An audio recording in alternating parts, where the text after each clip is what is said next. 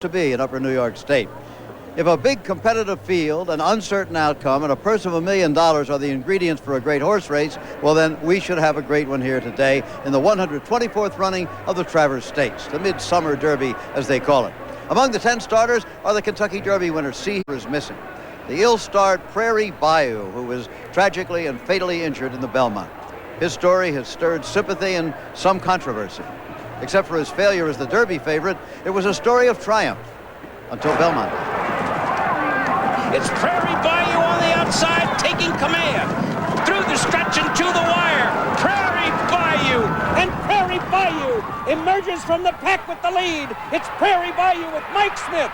The winner of the Beam now takes the Bluegrass. Prairie Bayou takes command. Mike Smith aboard Prairie Bayou wins the Preakness by half a length. On that day, no one could have imagined what would happen in the Belmont. They're off in the Belmont Stakes. And there has been a problem. Prairie Bayou has thrown the rider. Looks like he has broken a foot. I felt that the first responsibility that I had, and I think this was shared by all the people that are around him, was what is best for Prairie Bayou. There's that responsibility. There's a responsibility to be true to yourself and to do what you know or believe to be at the moment the right thing, both for the horse and for the industry and for your own peace of mind. On each stride, the horse puts its full half-ton of weight on each leg, supported by the cannon bone, no thicker than a man's shin bone. It was a compound fracture of that bone that Prairie Bayou suffered. I'm convinced that even after the event, that no one has come forth with a method that I'm aware of that can overcome massive infection, that can put fragmented bones back together, and that's given me some peace.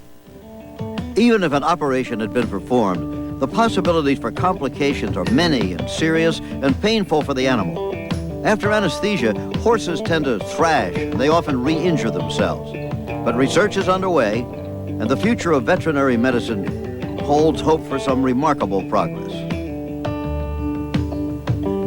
Something like the fiberglass, you would put a car back together to remodel and reconstruct a bone without having to put all the pieces back together with screws.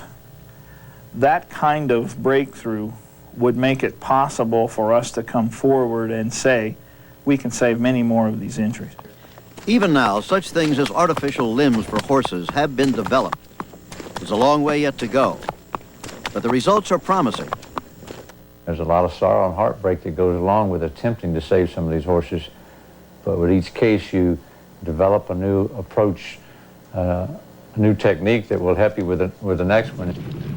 But still the thought remains in the mind of a caring owner like John Ed Anthony. Did I do the right thing? I suppose I'll always second guess that. Perhaps some heroic effort could have been made. That would have been perhaps unfair to the horse, which I think is the most important part of the equation.